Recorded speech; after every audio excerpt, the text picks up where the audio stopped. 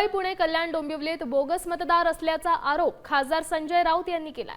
नाशिकमध्ये 3.5 लाख मतदार बोगस असल्याचंही म्हटलंय। मुंबई महापालिकेत व्हीव्हीपीएटी का नाहीये असा सवालही त्यांनी विचारलाय।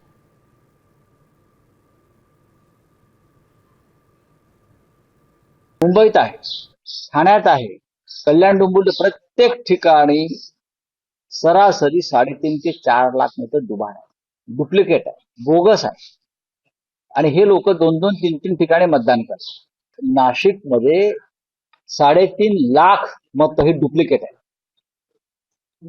ती शोधून काढली आमच्या लोकांनी, शिवसेनेच्या।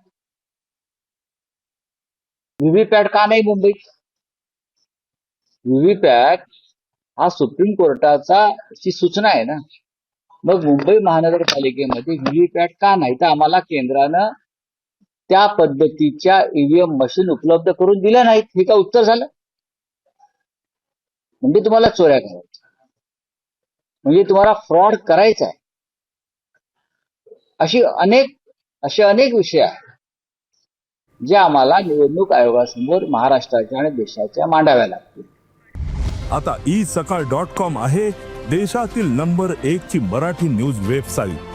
प्रत्येक अपडेटसाठी isakal.com ला नक्की भेट द्या।